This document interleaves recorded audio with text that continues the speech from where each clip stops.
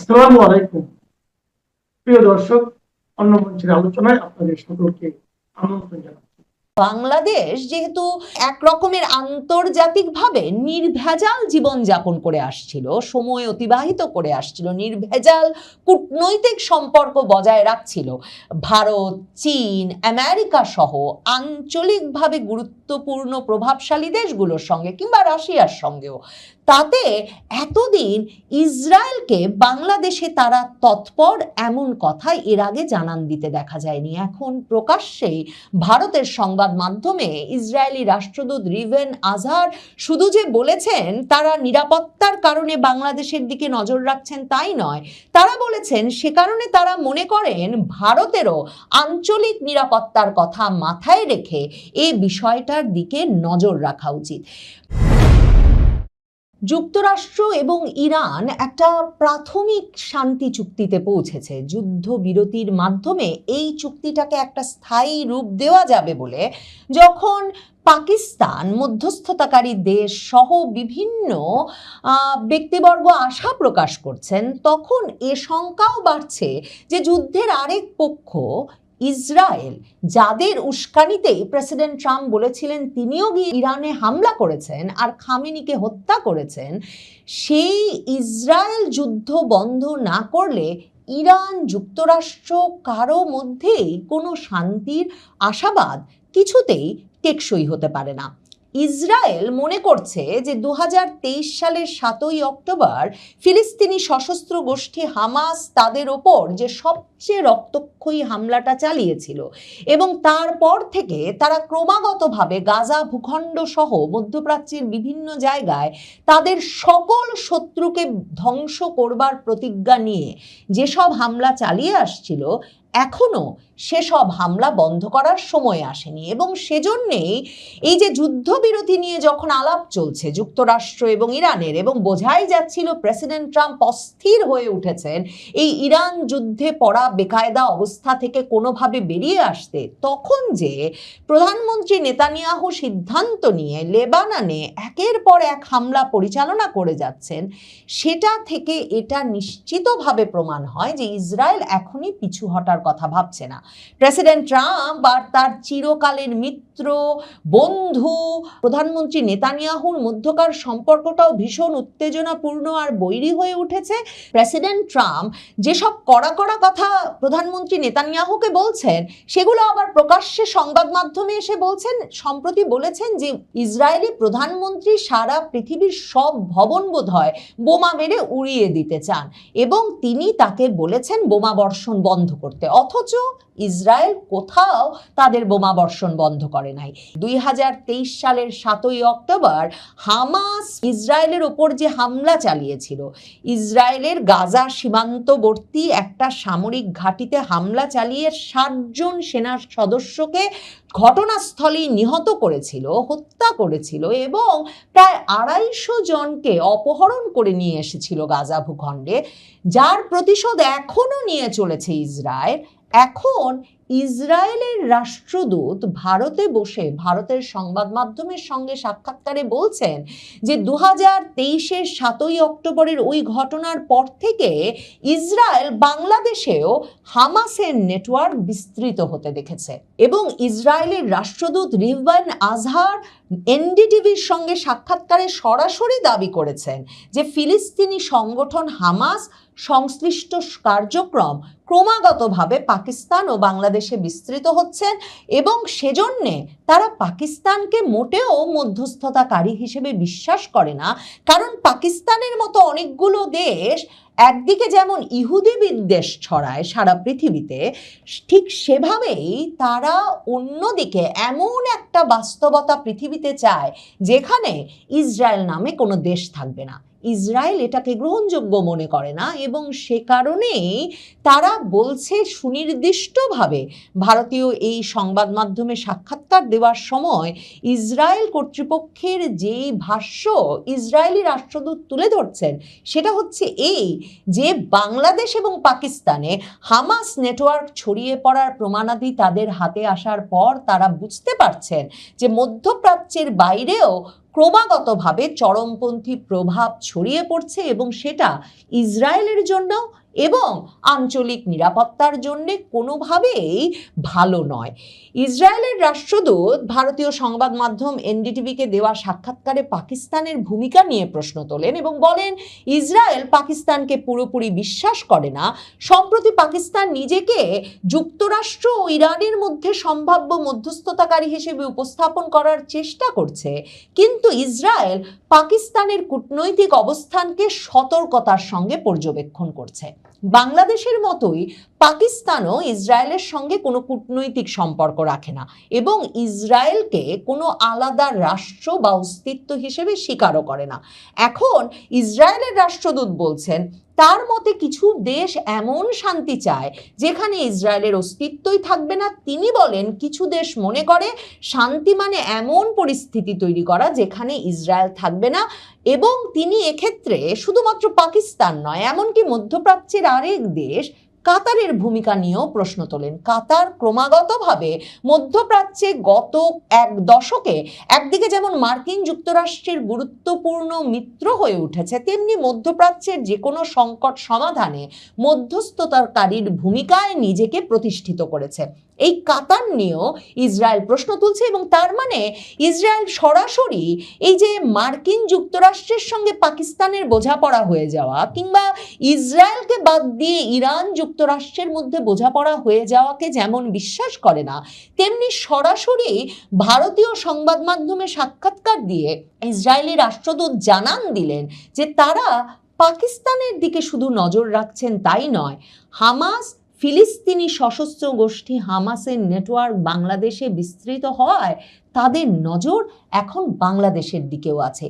Israel যে ধরনের গোয়েন্দা কার্যক্রম পরিচালনা করে তাতে যে কোনো দেশেই তাদের এক রকমের গোয়েন্দা উপস্থিতি থাকবে তা ধারণা করা যায়, কিন্তু বাংলাদেশ যেহেতু এক রকমের আন্তর্জাতিকভাবে নির্ভেজাল জীবনযাপন করে আসছিল, সময় অতিবাহিত করে আসছিল, নির্ভেজাল কূটনৈতিক সম্পর্ক বজায় রাখছিল ভারত, চীন, আমেরিকা সহ আঞ্চলিকভাবে গুরুত্বপূর্ণ প্রভাবশালী দেশগুলোর সঙ্গে কিংবা রাশিয়ার সঙ্গেও, তাতে এতদিন ইসরায়েলকে বাংলাদেশে তারা তৎপর এমন কথা এর আগে জানান দিতে দেখা যায়নি। এখন প্রকাশ্যেই ভারতের সংবাদ মাধ্যমে ইসরায়েলি রাষ্ট্রদূত রিভেন আজহার শুধু যে বলেছেন তারা নিরাপত্তার কারণে বাংলাদেশের দিকে নজর রাখছেন তাই নয়, তারা বলেছেন সে কারণে তারা মনে করেন ভারতেরও আঞ্চলিক নিরাপত্তার কথা মাথায় রেখে এই বিষয়টার দিকে নজর রাখা উচিত। হামাসের নেটওয়ার্কের মানে হামাস সশস্ত্র গোষ্ঠীর নেতৃত্ব স্থানীয় ব্যক্তিরা বাংলাদেশ সফর করছেন, এ খবর কিন্তু 2024 আগস্টের পর যখন নানা সেক্টে নানা রকম মত পথ ধারার ইসলামী গোষ্ঠীগুলো, এদের যাদের অনেকেই চরমপন্থী গোষ্ঠী হিসেবে পৃথিবীর বিভিন্ন দেশে মানে ইউরোপ আমেরিকায় তালিকাভুক্ত, এরকম অনেক জঙ্গি সংগঠন তখন বাংলাদেশে সক্রিয় হয়ে উঠতে শুরু করে। 2024 জুলাই আগস্ট আন্দোলনে যেহেতু কারাগার ভেঙে এবং এরপর ঢালাও জামিন দিয়ে 3 শতাধিক জঙ্গি চিহ্নিত জঙ্গি সশস্ত্র দলের সদস্যদের মুক্তির ঘটনা ঘটে, এরপর জঙ্গি সংগঠনগুলো সক্রিয় হয়ে ওঠে এবং ইউনূস আমলে, বিশেষ করে ইউনূস আমলের প্রথম 1 বছরে তারা সারা বাংলাদেশে ঢাকা শহরে সক্রিয় এবং প্রকাশ্য উপস্থিতি জানান দেয়। 2024 অক্টোবরে তেমন একটা ঘটনা ঘটেছিল। অক্টোবরে আল মার্কাজুল ইসলামী নামে একটি সংগঠন ঢাকায় এমন একটি সভার আয়োজন করেছিল যেখানে ইসরায়েলের জানা সূত্র মতে হামাসের শীর্ষ নেতাদের একজন এবং মুখপাত্রদের একজন শেখ খালেদ কুদ্দুমি অংশ নিয়েছিলেন এবং তার পাশাপাশি হামাসের রাজনৈতিক ব্যুরোর চেয়ারম্যান মানে শীর্ষস্থানীয় নেতা শেখ খালেদ মিশাল ঢাকায় এসেছিলেন। সে সময়ও ভারতীয় সংবাদ মাধ্যম সহ আন্তর্জাতিক সংবাদ মাধ্যমে এ খবর হয়েছিল যে এরকম একটা সভায় নিষিদ্ধ, মানে হামাসকে যেহেতু ইসরায়েল, মার্কিন যুক্তরাষ্ট্র সহ বিশ্বের অনেক দেশই সশস্ত্র সন্ত্রাসবাদী সংগঠন মনে করে, সেরকম একটি সংগঠনের দুজন শীর্ষস্থানীয় নেতা ঢাকা পৌঁছে গেছেন এবং প্রকাশ্য সভায় বক্তৃতা দিয়েছেন। সেই একই সভায় পাকিস্তানের দুজন খুবই প্রভাবশালী ইসলামী নেতা শাইখুল ইসলাম মুফতি তাকি উসমানী এবং মাওলানা ফজলুর রহমানও বক্তৃতা দিয়েছিলেন। এই আল মারকাজুল ইসলামী, যারা কিনা ঢাকায় ওই সভাটির আয়োজন করেছিলেন, তাদের সঙ্গে তাদের নেতা মুফতি শহীদুল ইসলাম, যার মৃত্যু হয়েছে 2023 সালে, তার সঙ্গে আল কায়েদার দীর্ঘ রাজনৈতিক সম্পর্ক ছিল এবং এই মুফতি শহীদুল ইসলামকে বিষয়ে আন্তর্জাতিক সংবাদ মাধ্যমে নিয়মিতভাবে খবরও প্রকাশিত হতো। এই মুফতি শহীদুল ইসলাম আফগানিস্তান গিয়েছিলেন, পাকিস্তান গিয়েছিলেন, বিভিন্ন আফ্রিকান দেশে গিয়ে ইসলামপন্থী গোষ্ঠীগুলোর হয়ে ট্রেনিং নিয়েছেন এবং যুদ্ধে যোগদান করেছেন এবং আল কায়েদা তাকে বরাবর সমর্থন এবং সহযোগিতা দিয়ে এসেছে। এমনকি তার মৃত্যুর পরেও বাংলাদেশের জামায়াতুল মুজাহিদিন বাংলাদেশ সহ বিভিন্ন সংগঠনে এই মুফতি শহীদুল ইসলামের প্রভাব নিয়েও তখন ইসরায়েল এবং ভারতের সংবাদ মাধ্যমে উদ্বেগ প্রকাশ করা হয়েছিল। এখন ইসরায়েলি রাষ্ট্রদূত ভারতের সংবাদ মাধ্যম এনডিটিভিকে সাক্ষাৎকার দিয়ে বলছেন যে বিশ্বের বিভিন্ন চরমপন্থী সংগঠন আসলে ওই যে 2023 সালের 7ই অক্টোবর হামাস যে গাজা সীমান্তে ইসরায়েলি সেনা ঘাঁটিতে ঢুকে 60 জনকে মেরে ফেললো, নিরস্ত্র ছিল তাদের বেশিরভাগই, এবং সেটা ইসরায়েল ভুলতে পারে না, কারণ ইসরায়েলের ইতিহাসে এটাই সবচেয়ে রক্তক্ষয়ী ঘটনা। তো এখন ইসরায়েলের রাষ্ট্রদূত বলছেন যে যারা ওই ঘটনাকে অন্যায় বলে মনে করে না, তারা এই মডেলটাকে অনুসরণযোগ্য উদাহরণ হিসেবে দেখতে পারে এবং তিনি সতর্ক করে বলেন, তাই এই ধারণা, এই মতবাদ শুধু ইসরায়েলের জন্য নয়, পুরো অঞ্চলের সরকারগুলোর জন্য একটা উদ্বেগের বিষয় হওয়া উচিত এবং এ বিষয়ে তাই ইসরায়েল ভারত সরকারের সঙ্গে বারবার আলোচনা করছে। রাষ্ট্রদূত তখন এনডিটিভিকে জানান যে তিনি ব্যক্তিগতভাবে উদ্যোগ নিয়ে ইসরায়েলি কর্তৃপক্ষের মতামত এবং ভাবধারা বুঝে তিনি ব্যক্তিগতভাবে ভারতীয় কর্মকর্তাদের সঙ্গে ইসরায়েলের এই উদ্বেগ জানাতে একের পর এক বৈঠক এবং ব্রিফিং করেছেন এবং তার মতে উগ্রবাদী কার্যক্রম যে আঞ্চলিক নিরাপত্তার জন্য একটা চ্যালেঞ্জ, সেটা ভারতকে বোঝানো ইসরায়েল তার দায়িত্ব বলে মনে করেছে। এখন এনডিটিভি লিখছে এই কথার প্রেক্ষিতে যে ভারত সরকার দীর্ঘদিন ধরে সীমান্ত পারের সন্ত্রাসবাদ নিয়ে উদ্বেগ প্রকাশ করে আসছে পাকিস্তানের সঙ্গে, বাংলাদেশের সঙ্গে, এবং এর ফলে এই যে ইসরায়েলি রাষ্ট্রদূত রিউভান আজার যেটা বলছেন, সেই বক্তব্য ভারতে যে বিশেষ গুরুত্ব পেতে পারে সেটা একরকম ধারণা করা যায়। আজার আরও যেসব অভিযোগ করেন তার মধ্যে তিনি বলেন যে পাকিস্তানের এক প্রভাবশালী বিভিন্ন মহল ইহুদি বিদ্বেষী বা অ্যান্টিসেমেটিক বক্তব্যকে উৎসাহিত করে। তার মতে এ ধরনের বক্তব্য পাকিস্তানের প্রতি যে কোনোভাবে যে কোনো আস্থা তৈরি হওয়ার প্রতি বাধা সৃষ্টি করে এবং ইসরায়েলের সঙ্গে সম্পর্ক উন্নয়নের পথকে, সম্ভাবনাকে দুর্বল করে দেয়। ইরান প্রসঙ্গেও আজহার কথা বলেছেন। ইসরায়েলি রাষ্ট্রদূত এনডিটিভিকে বলেন যে ইসরায়েল চায় ইরানকে নিয়ে ভবিষ্যতে যে কোনো আন্তর্জাতিক চুক্তি বা সমঝোতায় নিরাপত্তা সংক্রান্ত উদ্বেগগুলো গুরুত্বের সঙ্গে বিবেচনা করা হবে এবং এনডিটিভি মনে করাচ্ছে যে ভারতের প্রধানমন্ত্রী নরেন্দ্র মোদী কিন্তু বরাবর বলেছেন যে সকলকে স্বীকার করে নিয়ে আঞ্চলিক বিরোধ নিষ্পত্তিতে সংলাপ এবং কূটনীতি চালাতে হবে। এবং ভারতের প্রধানমন্ত্রী 2026-এর ফেব্রুয়ারিতেও ইসরায়েল সফরে যাওয়ার পর প্রধানমন্ত্রী নেতানিয়াহু তাকে যে উষ্ণতা দেখিয়েছেন এবং ভারত এবং ইসরায়েলকে যে একত্রে আঞ্চলিক নিরাপত্তা নিশ্চিত করা সহ সারা বিশ্বের সন্ত্রাসবাদ দমনে কাজ করতে হবে সে বিষয়েও বক্তব্য দিয়েছেন। এমনকি ইসরায়েলের প্রধানমন্ত্রী তখন ভারত ইসরায়েলের সন্ত্রাস বিরোধী জোটের প্রস্তাবও কিন্তু ভারতের প্রধানমন্ত্রী নরেন্দ্র মোদীকে দিয়ে রেখেছিলেন। একসময় ট্রাম্প ও মোদির বন্ধুত্ব নিয়ে বিশ্বের সংবাদ মাধ্যমগুলোতে বড় বড় শিরোনাম হতো। এমনকি দ্বিতীয় মেয়াদে ট্রাম্প যখন প্রেসিডেন্ট নির্বাচিত হন তখনও এই বন্ধুত্বের আমেজ দেখা গিয়েছিল। তবে গত কয়েক মাসে মোদি ও ট্রাম্পের সেই চিরচেনা কোলাকুলি যেমন আর দেখা যায়নি, তেমনি ভারত ও যুক্তরাষ্ট্রের মধ্যকার সম্পর্কে টানাপোড়েন স্পষ্ট হয়ে উঠেছিল। এমন পরিস্থিতিতে মোদি আর ট্রাম্প এবং ভারত ও যুক্তরাষ্ট্রের সম্পর্ক কোথায় গিয়ে দাঁড়াচ্ছে তার জন্য বিশ্বের বাঘা বাঘা সংবাদ মাধ্যমগুলোর চোখ ছিল ফ্রান্সে অনুষ্ঠিত G7 সম্মেলনে। সম্মেলনের ফাঁকে অনুষ্ঠিত দুই দেশের সরকার প্রধানের সাইডলাইনে বৈঠক শেষে সংবাদ সম্মেলনে ডোনাল্ড ট্রাম্প নিশ্চয়তা দিলেন ভারতের উপর হামলা হলে তিনি দেশটির পাশেই থাকবেন। তবে সেখানে জুড়ে দিয়েছেন বড় একটি শর্ত। বলেছেন, প্রধানমন্ত্রী নরেন্দ্র মোদী নেতা হলে তিনি ভারতকে সাহায্য করবেন। এখন যদি নতুন কোনো নেতা থাকেন তাহলে তিনি নিশ্চিত নন। ট্রাম্পের এমন মন্তব্যের পর বিশ্বব্যাপী আবারও চুলচেরা বিশ্লেষণ শুরু হয়েছে। তাহলে কি মোদি আর ট্রাম্পের বন্ধুত্বের নাটকীয় মোড় নিতে শুরু করলো? বিশেষ করে ট্রাম্পের এই ব্যক্তিগত আনুগত্য ভিত্তিক সামরিক প্রতিশ্রুতি ভারতের দক্ষিণ এশীয় নীতিতে কি ধরনের প্রভাব পড়বে সেই প্রশ্ন উঠে আসছে। বলা হচ্ছে, ভারতের উপর শাস্তিমূলক শুল্ক আরোপ, পাকিস্তানের সঙ্গে ঘনিষ্ঠতা বাড়ানো, এমন কিছু অভিবাসন নীতি কার্যকর করা যা যুক্তরাষ্ট্রে থাকা ভারতীয় শিক্ষার্থী ও কর্মীদের উপর বড় আঘাত এনেছিল। সবশেষ হরমুজ প্রণালীতে মার্কিন হামলায় ভারতীয় নাবিক নিহতের ঘটনার পর শেষ পর্যন্ত কি দুই দেশের মধ্যে সম্পর্কের বরফ গলতে শুরু করেছে? বিস্তারিত জানতে চলুন যাওয়া যাক বিশ্লেষণে।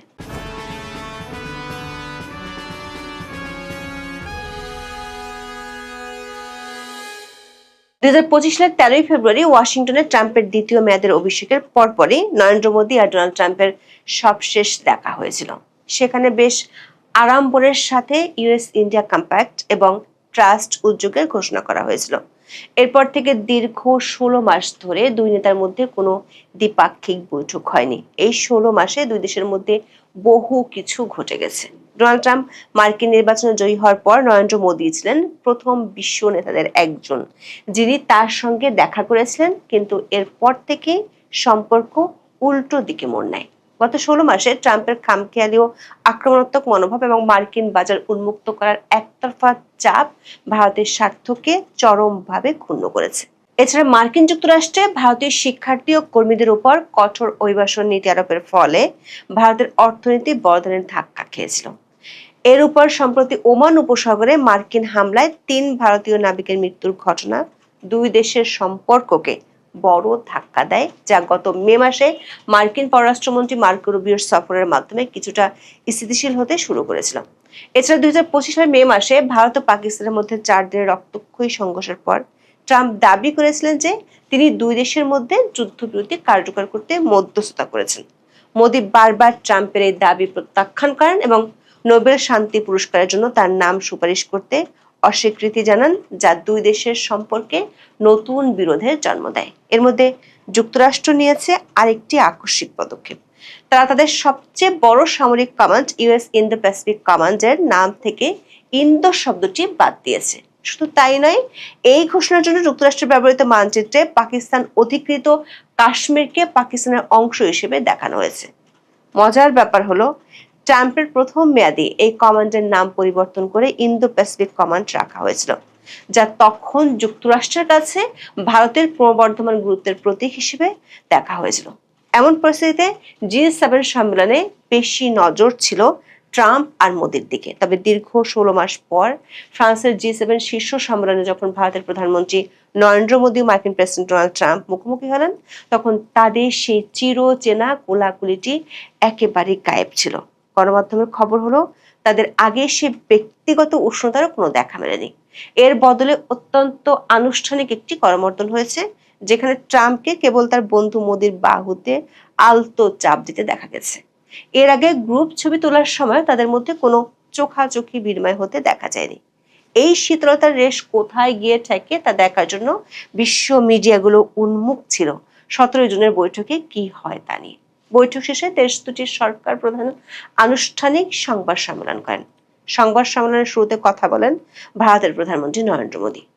কোনো ধরনের রাগঢাক না রেখেই ভারতের প্রধানমন্ত্রী নরেন্দ্র মোদীর মুখে উঠে আসে সমুদ্রপথে নাবিকদের নিরাপত্তার প্রসঙ্গ। আল জাজিরা ও সিএনএনের প্রতিবেদনে বলা হয়েছে, গত এক সপ্তাহে মার্কিন হামলায় অন্তত 3 জন ভারতীয় নাবিক নিহত এবং আরো কয়েক ডজন নাবিক বিপদের মুখে পড়েছেন। ফলে ভারতের রাজনৈতিক অঙ্গন, নাবিক সংগঠন এবং সাধারণ মানুষের মধ্যে ক্ষোভ বাড়ছে। এমন পরিস্থিতিতে ভারতীয় প্রধানমন্ত্রী তার দেশের নাবিকদের নিরাপত্তার গুরুত্ব তুলে ধরেন। ডোনাল্ড ট্রাম্পও সাংবাদিকদের প্রশ্নের জবাবে প্রথমবারের মতো নিহত ভারতীয় নাবিকদের পরিবারের প্রতি সমবেদনা জানান। বাণিজ্য ইস্যুতে শিগগিরই চুক্তি হওয়ার ইঙ্গিত দেন মার্কিন প্রেসিডেন্ট। তবে ট্রাম্প ও মোদির যৌথ সংবাদ সম্মেলনে মূল চমকটি ছিল আরো কিছুক্ষণ পর। প্রথমে ভারত পাকিস্তানের সংঘাত ও পরে ইরান যুদ্ধকে কেন্দ্র করে পাকিস্তানের সাথে যুক্তরাষ্ট্রের সখ্যতা লক্ষ্য করা যাচ্ছিল। যদিও এই অঞ্চলে চীনকে ঠেকাতে বরাবরই যুক্তরাষ্ট্রের পক্ষ থেকে দাবি করা হয়েছে ভারতই তাদের সবচেয়ে কৌশলগত বড় বন্ধু। দুই নেতার প্রায় 45 মিনিটের দ্বিপাক্ষিক বৈঠক শেষে যখন সংবাদ সম্মেলন অনুষ্ঠিত হয়, তখন ডোনাল্ড ট্রাম্প তার নিজস্ব ঢঙে প্রধানমন্ত্রী মোদীর প্রশংসা করতে গিয়ে বলেন, মোদী অত্যন্ত চমৎকার একজন মানুষ, দেখতে অনেকটা ঈশ্বরের দূতের মতো। মার্কিন প্রেসিডেন্ট ভারতের প্রধানমন্ত্রীকে দেখিয়ে বলেন, তাকে দেখতে অত্যন্ত সুন্দর লাগছে, একেবারে কোনো দেবদূতের মতো, কিন্তু আসলে তিনি একজন কিলারের মতোই কঠোর। অথচ তার বাহ্যিক রূপটা এতই চমৎকার যে তিনি মানুষকে চমকে দেন। এমন মানুষ খুব কমই দেখা যায়। কাজের ক্ষেত্রে তিনি সবচেয়ে কঠিন দর কষাকষিকারীদের একজন। তিনি যখন হাসেন তখন অত্যন্ত মিষ্টি দেখায়, কিন্তু পরক্ষণে তিনি আপনার কাছ থেকে সবচেয়ে কঠিন চুক্তিটি আদায় করে নেবেন। মোদীকে পাশে বসিয়ে ট্রাম্প বলেন, যতদিন তিনি প্রেসিডেন্ট থাকবেন ততদিন হোয়াইট হাউসে ভারত এক অকৃত্রিম বন্ধুকে পাশে পাবে। এরই মাঝে সাংবাদিকদের প্রশ্নের উত্তরে ট্রাম্প বলেন, যদি ভারত আক্রান্ত হয় এবং প্রধানমন্ত্রী মোদী নেতা হিসেবে দায়িত্বে থাকেন, তাহলে যুক্তরাষ্ট্র সাহায্যের জন্য পাশে থাকবে। এই অতি প্রশংসার আড়ালে ট্রাম্প একটি শর্ত জুড়ে দিয়েছেন, যেটি নিয়ে শুরু হয়েছে আলোচনা। ট্রাম্প বলেছেন, ভারত যদি কখনো কোনো বহিরাগত শত্রু দ্বারা আক্রান্ত হয়, তবে মার্কিন যুক্তরাষ্ট্র ভারতের পাশে দাঁড়াবে এবং সমস্ত শক্তি দিয়ে সাহায্য করবে। কিন্তু এই প্রতিশ্রুতির একটি অন্যতম শর্ত হলো মোদীর নেতৃত্ব। যদি ভারতে নতুন কোনো নেতা ক্ষমতায় আসেন, তবে তিনি এই প্রতিশ্রুতির বিষয়ে নিশ্চিত নন। ট্রাম্পের ব্যক্তিগত আনুগত্য ভিত্তিক সামরিক প্রতিশ্রুতি এখন নতুন করে আলোচনার জন্ম দিয়েছে। প্রশ্ন উঠেছে, তাহলে কি 16 মাস আগে সেই বন্ধুত্বের ধার ফিরছে? ভারতের মতো একটি স্বাধীন ও গণতান্ত্রিক দেশের সাথে বন্ধুত্বটা মোদির জন্যই টিকিয়ে রাখতে চান ট্রাম্প। বিশেষ করে ভারতীয় নাগরিক মারা যাওয়ার পর ভারতের অভ্যন্তরীণ রাজনীতিতে বিরোধীরা নরেন্দ্র মোদীকে এক হাত নিয়েছিলেন। এমন পরিস্থিতিতে ট্রাম্পের এই মন্তব্য বেশ আলোচনার জন্ম দিয়েছে। আবার আমেরিকার সঙ্গে শেহবাজ শরীফ, আসিম মুনিরের পাকিস্তানের সখ্যতার প্রেক্ষিতে প্রশ্ন বহু রয়েছে। অথচ এই পাকিস্তানের সাথে ভারতের যে কোনো সময় যুদ্ধ বাঁধে বাঁধে পরিস্থিতি বিরাজ করছে। বিশ্লেষকরা মনে করেন, ট্রাম্পের এই মন্তব্য চীন ও পাকিস্তানের প্রতি একটি কড়া বার্তা। ভারতীয় গণমাধ্যমগুলোর খবরে বলা হয়েছে, মোদী আর ট্রাম্পের বৈঠকে ঠিক কি কি নিয়ে আলোচনা হয়েছে আনুষ্ঠানিকভাবে তা নিয়ে বিস্তারিত কিছুই দুপক্ষ থেকে জানানো হয়নি। তবে সাংবাদিকদের প্রশ্নের জবাবে যেসব উত্তর পাওয়া গেছে তাতে ধারণা করা হচ্ছে, দক্ষিণ ও দক্ষিণ পূর্ব এশিয়াতে প্রভাব বিস্তারের ক্ষেত্রে গত 16 মাসে ভারত ও যুক্তরাষ্ট্রের মধ্যে সম্পর্কের যে শিথিলতা ছিল, সেটি কাটার লক্ষণ দেখা যাচ্ছে। এমনকি ট্রাম্প জানিয়েছেন তিনি ভারত সফরের পরিকল্পনাও করছেন।